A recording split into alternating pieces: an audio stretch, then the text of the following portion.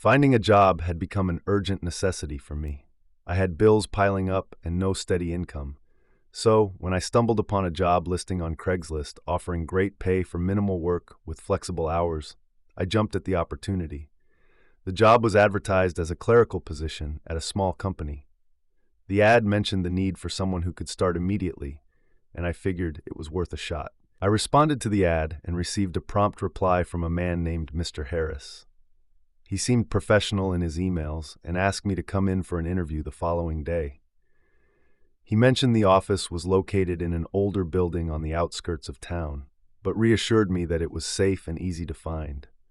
The next day, I dressed in my best interview outfit and drove to the location. The building was isolated, surrounded by overgrown trees and weeds. It looked like it had seen better days with its cracked windows and faded paint. My unease grew, but I was determined to get the job. I walked up to the door, which had a small plaque with the company's name on it, Harris Enterprises. I knocked, and a moment later, Mr. Harris opened the door. He was a tall man in his 40s, with a neatly trimmed beard and an overly enthusiastic smile. "Welcome." "You must be Thomas," he said, extending his hand. I shook his hand and nodded. "Yes, thank you for seeing me." He led me inside, and I couldn't help but notice how empty the building felt. The air was cool and stale, and the fluorescent lights flickered overhead. We walked down a long hallway lined with closed doors until we reached a small office. Mr. Harris gestured for me to sit. "Let's get started," he said, taking a seat behind his desk. The interview began normally enough. He asked about my previous work experience, my skills, and why I was interested in the job. But as we talked, I couldn't shake the feeling that something was off. His questions started to become more personal, probing into my life outside of work. "Do you live alone?" he asked casually, leaning back in his chair. I hesitated. "Yes, I do." He smiled, but there was something unsettling about it. "That's good. It means you can dedicate more time to the job." I nodded, feeling increasingly uncomfortable. After about 30 minutes, he stood up and extended his hand again. "Congratulations, you're hired. Can you start tomorrow?"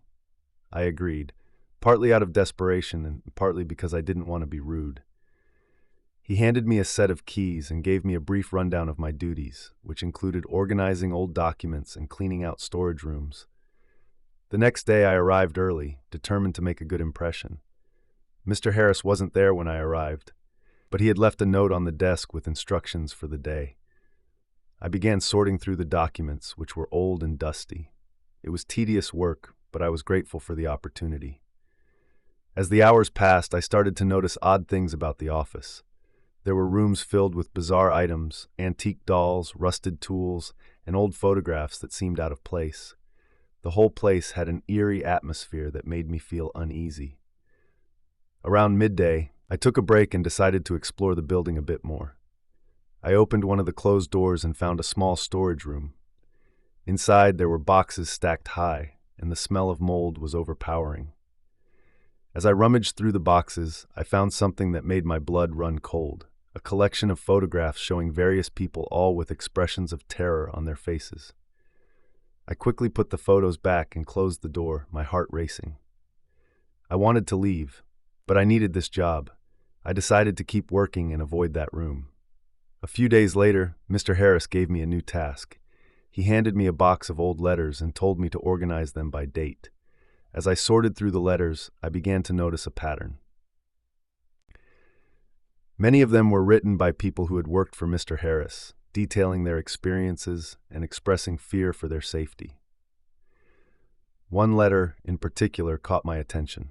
It was from a woman named Linda, who had worked in the same position I was now in. She described feeling watched and finding disturbing items hidden around the office. Her letter ended abruptly, and I couldn't find any other documents about her. My anxiety grew with each passing day. Mr. Harris became more secretive and started giving me odd tasks, like cleaning out old rooms that hadn't been used in years. One evening, I was alone in the building when I heard footsteps in the hallway. I called out, but there was no answer. The footsteps grew louder, and I felt a cold sweat break out on my forehead. I grabbed a heavy book from the desk and slowly walked towards the door. As I peeked out, I saw a shadowy figure at the end of the hallway. The figure was standing still, watching me. Fear surged through me, and I ran back to the office, locking the door behind me. I tried to call Mr. Harris, but there was no signal. I sat in the corner of the room, clutching the book, my mind racing with fear and confusion. After what felt like an eternity, the footsteps stopped. I waited a few more minutes before unlocking the door and making a run for it. I didn't stop until I was outside, breathing in the cool night air. I got into my car and drove home, my hands shaking. The next day I didn't go to work. I couldn't bring myself to return to that place. I called Mr. Harris and told him I was quitting. He tried to convince me to stay, but I hung up and blocked his number. I reported everything to the police, but they found no evidence of any wrongdoing. The building was abandoned by the time they arrived, and Mr. Harris had disappeared. The experience left me traumatized, and I couldn't stop thinking about the photographs and the letters. Months later, I received a package in the mail with no return address. Inside was a single photograph of me, taken from outside my apartment. On the back, there was a note, "We're always watching." Driving for a ride-share service had always been an easy way for me to make some extra money. I enjoyed the freedom of choosing my hours and the interesting people I met along the way. But one night, I had an experience that still haunts me. It was a chilly autumn evening, and I had been driving around for a few hours. The streets were quieter than usual, and I decided to check CRAIGSLIST for any rideshare requests. That's when I saw an ad from someone needing a ride to a remote location about an hour away. The payment offered was generous, and I figured it would be an easy trip. I replied to the ad, and soon received a response from someone named Tom. He seemed normal enough in his messages, and we arranged for me to pick him up at a nearby park. It was late, but I needed the extra cash, so I agreed. When I arrived at the park, it was deserted. The only light came from a flickering street lamp near the entrance. I felt a twinge of unease, but brushed it off. I texted Tom to let him know I was there, and a few moments later, a figure emerged from the shadows. Tom was tall and thin, wearing a long coat and carrying a large, old duffel bag. He approached the car slowly, his face partially obscured by the collar of his coat. I rolled down the window and greeted him. "Hey, you must be Tom? Need a lift?" I said, trying to sound friendly. He nodded and gave a tight smile. "Yes, thank you. It's quite a distance, so I appreciate it." Tom got into the back seat, placing the duffel bag on the seat beside him. As we started driving, I tried to make small talk, but he was mostly unresponsive, giving only short, vague answers. The silence in the car became increasingly uncomfortable, and I noticed a strange smell coming from his back. It was faint but unpleasant, like something rotting. I decided to ignore it and focus on the road. As we drove further out of town, the streets became darker and more desolate. The GPS directed us onto a narrow, winding road surrounded by dense woods. The sense of isolation grew stronger, and I felt a creeping sense of dread. After about 30 minutes of driving, Tom finally spoke up. "You must meet a lot of interesting people doing this job," he said, his voice oddly distant. "Yeah, you could say that," I replied, trying to keep the conversation light, "but it's mostly just regular folks needing a ride." He chuckled softly, but there was no warmth in it. "You never know who you might be picking up, though, do you?" The statement hung in the air, and I felt a shiver run down my spine. I glanced at him in the rearview mirror and saw him staring out the window, his face expressionless. I tried to focus on driving, but my mind raced with uneasy thoughts. As we continued, the strange smell from the duffel bag grew stronger. I couldn't ignore it any longer. "What's in the bag?" I asked, trying to sound casual. Tom's eyes flicked towards me in the mirror, and for a moment I thought he wouldn't answer. "Just some old things," he finally said. "Nothing to worry about." But I was worried. The smell was overpowering, and his evasive answer only heightened my anxiety. I decided to stop at a gas station up ahead, hoping to get some fresh air and clear my head. "We need to make a quick stop," I said, pulling into the gas station. Tom didn't respond, just stared at me with a blank expression. I parked the car and got out, taking deep breaths of the cool night air. As I stood there, I saw the gas station attendant inside the store, and I considered going in to ask for help. Gathering my courage, I walked back to the car and opened the back door. "I need to see what's in the bag," I said firmly. Tom's demeanor changed instantly. His eyes narrowed and he clutched the bag protectively. "No, you don't," he said, his voice low and threatening. The tension in the air was palpable. I took a step back, my heart pounding. "If you don't let me see it, I'm calling the police." For a moment, we stared at each other in a standoff. Then, with a sudden burst of movement, Tom lunged at me, knocking me to the ground. I struggled to get up, but he was stronger than he looked. He grabbed the bag and started running towards the woods. I scrambled to my feet and ran into the gas station, shouting for help. The attendant called the police, and within minutes, a patrol car arrived. I explained everything to the officers, and they immediately began searching the area. After what felt like an eternity, they found Tom hiding in the woods, clutching the duffel bag. When they opened it, the smell that had been haunting me was explained. Inside the bag were human remains, carefully wrapped in plastic. Tom was arrested, and the police investigation revealed a disturbing truth. He had been using CRAIGSLIST to find rides and dispose of the remains of his victims. He was a serial killer, and I had narrowly escaped becoming his next target. The experience left me traumatized. For weeks, I couldn't sleep, haunted by nightmares of Tom's blank stare and the horrible smell of the bag. I stopped driving for the rideshare service, too fearful of what other dangers might be lurking behind innocent requests. When I first moved to the small town for a new job, I was excited about the fresh start. Finding an affordable place to live was my top priority, and I quickly turned to CRAIGSLIST. After a few days of searching, I found a room for rent that seemed perfect. The price was right, and the ad mentioned a charming old house owned by a sweet elderly woman. I contacted the landlady, Mrs. Wilkins, and she responded almost immediately. Her voice on the phone was warm and welcoming, and she invited me to come over that weekend to see the room. She even offered to make tea and show me around the property. I accepted, feeling relieved that my housing search might be over. That Saturday, I drove to Mrs. Wilkins' house. It was a quaint two-story home, tucked away on a quiet street. The front yard was well kept, with blooming flowers and a neatly trimmed hedge. As I walked up to the door, I couldn't help but feel a sense of calm. Mrs. Wilkins greeted me at the door with a smile.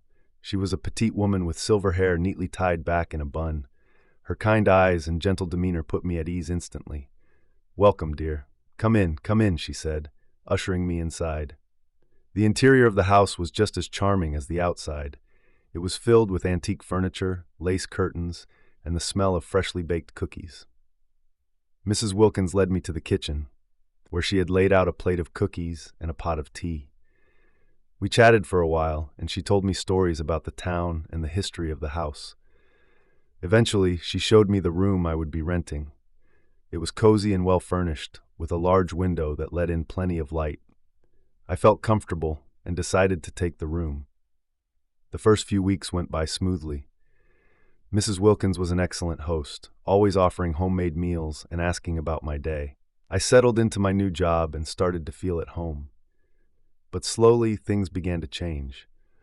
One night I was lying in bed, trying to fall asleep, when I heard a faint creaking sound. At first I thought it was just the old house settling, but the noise continued, growing louder. It sounded like someone was walking around upstairs. I brushed it off, telling myself it was just Mrs. Wilkins moving about. But the next night the noises returned, this time accompanied by soft, unintelligible murmurs. I couldn't make out the words, but it sounded like a conversation. My curiosity got the better of me, and I decided to investigate. I tiptoed out of my room and up the stairs, careful not to make any noise. As I reached the top of the stairs, the murmurs stopped abruptly. The hallway was dark, and the only light came from a faint glow under Mrs. Wilkins' bedroom door. I stood there, heart pounding, trying to decide whether to knock or retreat to my room. Suddenly, the door creaked open, and Mrs. Wilkins appeared, her face pale and her eyes wide. "Oh dear, did I wake you?" she asked, her voice trembling slightly. "No, I just heard some noises and got curious," I replied, feeling a bit embarrassed. She smiled weakly and said, "I'm sorry. Sometimes I talk to myself when I can't sleep. It's an old habit." I nodded and returned to my room, but I couldn't shake the uneasy feeling. Over the next few days, the strange occurrences escalated. I would find doors slightly ajar that I was sure I had closed, and items in my room seemed to move on their own. Mrs. Wilkins' behavior also became more erratic. She would often appear in the hallway outside my room, watching me with a strange intensity. One evening, I came home to find the front door unlocked. I walked in cautiously, calling out for Mrs. Wilkins. There was no answer. I searched the house, growing more anxious with each empty room I checked. Finally, I reached the basement door, which was slightly open. A chill ran down my spine. I descended the creaky wooden steps, the basement growing colder and darker with each step. The air was damp and musty, and a single bare light bulb hung from the ceiling. In the corner, I saw Mrs. Wilkins hunched over something on the floor. She was muttering to herself, her back turned to me. "Mrs. Wilkins," I called out softly. She didn't respond. I took a step closer and saw that she was kneeling beside a small chest. Inside the chest were various items, including old, blood-stained clothing and what looked like a small, rusted knife. My heart raced as I realized the gravity of what I was seeing. Suddenly, Mrs. Wilkins turned to face me, her eyes wild. "You shouldn't be down here," she said, her voice low and menacing. Fear surged through me, and I backed away slowly. "I'm sorry. I didn't mean to intrude," I stammered. She stood up, clutching the knife. "You need to leave now," she said, taking a step toward me. I turned and bolted up the stairs, my heart pounding in my chest. I ran out of the house and jumped into my car, fumbling with the keys in my panic. Finally, I started the engine and sped away, my mind racing with fear and disbelief. I drove straight to the nearest police station and reported everything. The officers took me seriously and followed me back to the house. When we arrived, Mrs. Wilkins was gone. The house was eerily silent, and the basement door was closed. The police searched the house and found the chest, just as I had described. They launched an investigation, and it turned out that Mrs. Wilkins had a dark past. She had been involved in several suspicious disappearances over the years, but no one had ever connected the dots until now. Mrs. Wilkins was eventually found and arrested. The news of her arrest shocked the small town, and many people came forward with their own unsettling encounters with her. I moved out immediately and found a new place to live, but the experience left me deeply shaken. For months, I couldn't sleep properly. Every creak and rustle in my new apartment sent waves of anxiety through me. I kept thinking about how close I had come to becoming another one of Mrs. Wilkins's victims. The fear lingered, a constant reminder of the hidden dangers that can lurk behind seemingly harmless interactions. I've always loved finding unique pieces of furniture, and Craigslist has been my go-to place for bargains. One evening, as I was scrolling through listings, I came across an antique dresser that caught my eye. It was beautiful, ornate carvings, solid wood, and it was priced unbelievably low. I couldn't resist. I contacted the seller immediately. Her name was Mrs. Whitley, and she seemed friendly enough over the phone. She explained that she was downsizing and needed to sell some old furniture quickly. We arranged for me to come over the next day to see the dresser in person. The following afternoon, I drove to her apartment in an older part of town. The building was a bit run down, but it had a certain charm. I buzzed her apartment, and she greeted me with a warm smile when I arrived at her door. Mrs. Whitley was an elderly woman, small and frail, but her eyes were sharp and alert. "Come in, dear," she said, stepping aside to let me in. "The dresser is right this way." I followed her down a narrow hallway lined with old photographs and paintings. The apartment smelled of mothballs and dust, adding to the sense of stepping back in time. The living room was cluttered with furniture and knickknacks, giving it a cozy but slightly eerie feel. "There it is," she said, pointing to the dresser in the corner. It was even more beautiful in person. I walked over to inspect it, running my hand over the smooth wood. As I opened the drawers, they moved effortlessly, revealing velvet-lined interiors. But when I reached the bottom drawer, it felt unusually heavy and jammed. "Let me help you with that," Mrs. Whitley offered, coming over. She tugged on the drawer, and it finally slid open. What I saw inside made my blood run cold. There, nestled among some old linens, was a small, mummified figure. It looked like a child, its skin shriveled and darkened with age. I stumbled back, my heart pounding in my chest. What is that?" I stammered, pointing at the horrifying sight. Mrs. Whitley's expression shifted slightly, but she maintained her composure. "Oh, that? It's just an old doll, dear. It's been in the family for years." But something about the way she said it didn't sit right with me. The figure looked too real, too human. I felt a wave of nausea and fear. I don't think I can take the dresser," I managed to say, backing towards the door. "I'm sorry, I have to go." As I turned to leave, Mrs. Whitley's demeanor changed completely. Her warm smile vanished, replaced by a cold, calculating look. "You've seen too much," she said, her voice low and menacing. I bolted for the door, adrenaline pumping through my veins. I could hear her footsteps behind me, but I didn't dare look back. I flung the door open and raced down the hallway out of the apartment and into the safety of my car. I drove straight home, my mind racing with fear and confusion. What had I just seen? And why was she so desperate to keep me from leaving? When I got home, I called the police and reported everything. The officers took my statement seriously and went to investigate Mrs. Whitley's apartment. What they found confirmed my worst fears. The mummified figure was indeed a child, and it had been hidden in that dresser for decades. Mrs. Whitley was taken into custody, and a full investigation was launched. It turned out that Mrs. Whitley had a dark past. Decades ago, her young child had gone missing under mysterious circumstances. The case had gone cold, and she had moved on, or so everyone thought. But she had been hiding the truth all along, keeping the mummified remains of her child hidden in that dresser. The news shocked the community, and it left me shaken to my core. I couldn't stop thinking about how close I had come to buying that dresser, about the secrets it held. The experience left me with a deep sense of unease and a new appreciation for the hidden dangers that can lurk behind seemingly harmless interactions. For weeks after, I couldn't shake the image of that mummified child. I had nightmares about Mrs. Whitley chasing me through her cluttered apartment, her eyes cold and menacing. I stopped using CRAIGSLIST for a while, too fearful of what other horrors might be lurking behind innocent listings. I tried to move on, to put the incident behind me, but it wasn't easy. Every time I passed a piece of antique furniture, I felt a chill run down my spine. I started researching similar cases, trying to understand how something so horrific could go unnoticed for so long. The more I learned, the more I realized how many dark secrets could be hidden in plain sight. One day, I received a call from the detective handling the case.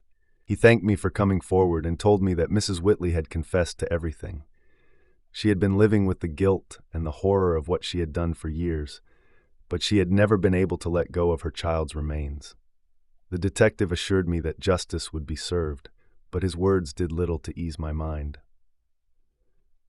The experience had changed me, leaving a permanent mark on my soul. I had looked into the eyes of pure evil, and it had stared back at me with a calm, almost serene expression. If these stories made your skin crawl, remember to hit that like button and share the chills with your friends. Subscribe for more terrifying tales, and tap the notification bell so you never miss a moment of horror. Stay safe and keep watching for more spine-tingling stories. See you in the next nightmare.